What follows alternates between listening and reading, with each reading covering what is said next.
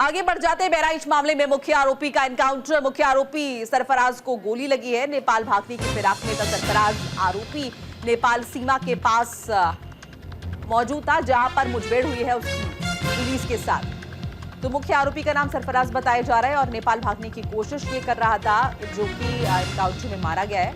बहराइच मामले से जुड़ी बड़ी खबर आपके साथ हम साझा कर रहे हैं। देखिए बहराइच मामला जहां पर दुर्गा विसर्जन के दिन संघर्ष हुआ था।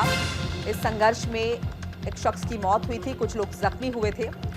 इसके बाद से लगातार इस पूरे इलाके में गहमा गहमी का माहौल और स्थिति को नियंत्रित करने के लिए उत्तर प्रदेश पुलिस लगी हुई थी। तमाम टीम जो है सुरक्षा बलों की यहां पर मौजूद थी स्थिति को नियंत्रित करने के लिए। दो पक्षों के बीच किस तरह से आगजनी हुई, पत्थरबाजी हुई, मुठभेड़ हुई, दो संप्रदाय आपस में भिड़ गए और दुर्गा विसर्जन के दिन की घटना है, रविवार के दिन की घटना है जब ये पूरा वाकया सामने आया। उसके बाद देखिए इंटरनेट सेवाएं भी यहाँ पर बंद कर दी गई। इस बीच बड़ा अपडेट ये है कि मुख्य आरोपी का एनकाउंटर हो गया है। मुख्य आरोपी का नाम सरफराज बताया जा रहा है, गोली लगी है उसे और ये बताया जा रहा है कि नेपाल भागने की कोशिश कर रहा था।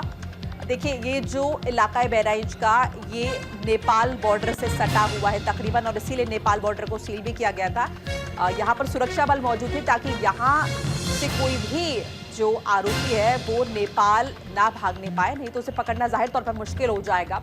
इस बीच देखिए जानकारी हासिल हो रही है कि एनकाउंटर पुलिस द्वारा कर दिया गया है। मुख्य आरोपी जो है उसे पुलिस ने गोली मारी और जिस वजह से वो मारा गया है। तो बहराइच मामले में बड़ा अपडेट आपको बता रहे। लगातार मुख्यमंत्री योगी आदित्यनाथ जो है नजर बनाए हुए थे पूरे मामले पर और लगातार अधिकारियों से अपडेट इस बाबत ली जा रही थी।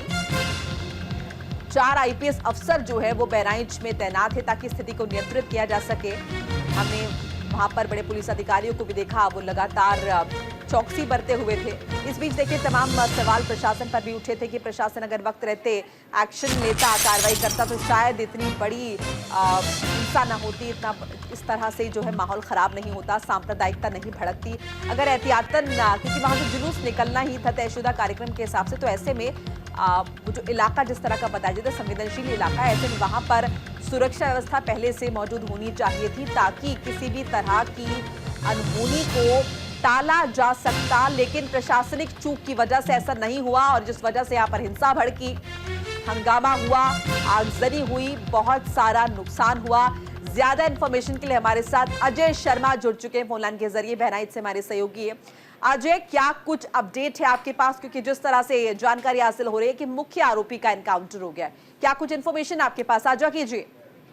निश्चित तौर से हमारी बहराइच में जो नानपारा सर्किल है उनके सीओ से बात हुई है, प्रद्युमन सिंह हैं। उन्होंने साफ तौर से बताया कि नानपारा क्षेत्र में एनकाउंटर हुए हैं जिसमें एक मोहम्मद तालिब और दूसरा सरफराज है। 2 लोगों का एनकाउंटर हो गया है। निश्चित तौर से बहराइच की सबसे बड़ी खबर है। उत्तर प्रदेश सरकार ने साफ तौर से कहा था कि बख्शे नहीं जाएंगे अपराधी, जिस तरीके से साफ तौर से, और यहाँ पर जिले के तमाम ऑफिसर्स कैंप कर रहे थे। एडीजी जोन गोरखपुर के साथ साथ एडीजी अमिताभियस भी यहाँ पर आए हुए थे। उन्होंने साफ तौर से कहा था किसी भी कीमत पर आरोपी बचकर नहीं जाएंगे, पकड़े जाएंगे या फिर कि कहीं ना कहीं उनके ऊपर कार्रवाई होगी। तो जिस तरीके से सूचना मिल रही है कि ये लोग नेपाल भागने का फिराक कर रहे थे या जिन स्थितियों में रहे होंगे, ये सूचना आ रही है। नानपारा क्षेत्र में एनकाउंटर्स की सूचना है। मोहम्मद तालिब और सरफराज का एनकाउंटर हो गया है। जी अजय, ये भी जानना चाहेंगे कि जिस तरह से बताया जा रहा है मुख्य आरोपी, तो क्या ये माने कि हिंसा भड़काने में सबसे पहले ये आगे आए या फिर जिस तरह से हमने देखा कि जो शख्स मर गया इसमें मिश्रा करके, उस पर इन्होंने हमला किया, ये किस तरह से जानकारी हासिल हो रही है?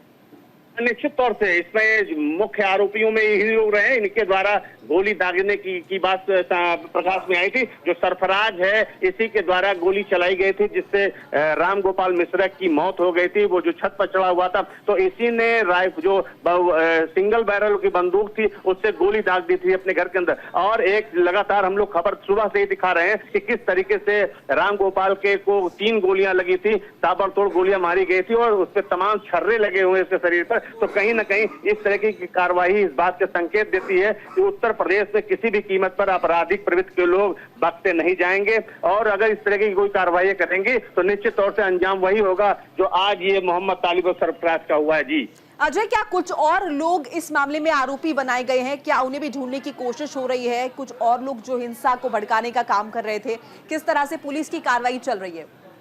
निश्चित तौर से यहाँ पर लगभग 12 मुकदमे दर्ज किए गए हैं, जिसमें से जो पहला मुकदमा था जिसमें 6 लोग आरोपी बनाए गए थे, जो 6 मुख्य आरोपी थी, उनमें से एक की गिरफ्तारी तो बीते एक दिन पहले कर ली गई थी। ये 2 लोगों का इनकाउंटर हो गया है। जो लोग अभी फरार हैं उनके लिए दबिश दी जा रही है। संभावना यह भी व्यक्त की जाती है कि नेपाल के अंदर उनके छुपे होने की आशंका है, लेकिन चूंकि एसओजी, एसटीएफ सहित तमाम फोर्स लगी हुई है, तो इन्हें कहीं न कहीं से खोज निकालेंगी और यह लोग भी कहीं छुपने का प्रयास या भागने का प्रयास कर रहे थे। शायद इसीलिए, क्योंकि जो नानपारा क्षेत्र है वो नेपाल का प्रवेश द्वार है, तो हो सकता है ये लोग नेपाल भागने की फिराक में रहे हो, तो शायद इसीलिए वहां पर इनका एनकाउंटर किया गया है। जी अजय, क्या ये लोग अपने परिवार के साथ वहां पर भागे थे? किस तरह की जानकारी मिल रही है? या फिर इनका परिवार यहीं पर मौजूद था, उनसे पूछताछ की गई है, जिसके बाद ये जानकारी मिल पाई है कि ये लोग नेपाल भागने की फिराक में थे, या फिर कुछ लोग नेपाल पहले से भाग गए? जी निश्चित तौर से इनके परिवार के लोग नेपाल में जरूर रहते हैं, क्योंकि इतनी बड़ी घटना हो गई थी, दुस्साहसिक वारदात थी, इससे बच निकल पाना, क्योंकि इतनी फोर्स बहराइच में आ गई थी, तमाम चौकसी बरती जा रही थी और यह संभावना व्यक्त की जा रही थी ये लोग भागने का प्रयास कर रहे थे। लेकिन बहुत कुछ अभी इसलिए नहीं कहा जा सकता, क्योंकि अभी जो भी इनपुट्स आई हुई है वो सीओ नानपारा से हमारी बात हुई है, उन्होंने कहा है कि नानपारा में 2 इनकाउंटर्स हुए हैं। अब बाकी चीजों का अपडेट करने पर हम लोग लगे हुए हैं, जितनी भी जल्दी हो सकेगी वो संभावना, जो जानकारी हो गई वो भेजी जाएगी। जी अजय, और सबसे इंपॉर्टेंट बात एक ये बताइए, फिलहाल बहराइच में स्थिति क्या नियंत्रण में है? फिलहाल वहां पर किस तरह का माहौल है? साथ ही साथ जो इंटरनेट सेवा बंद की गई थी, क्या वो बहाल हो गई है?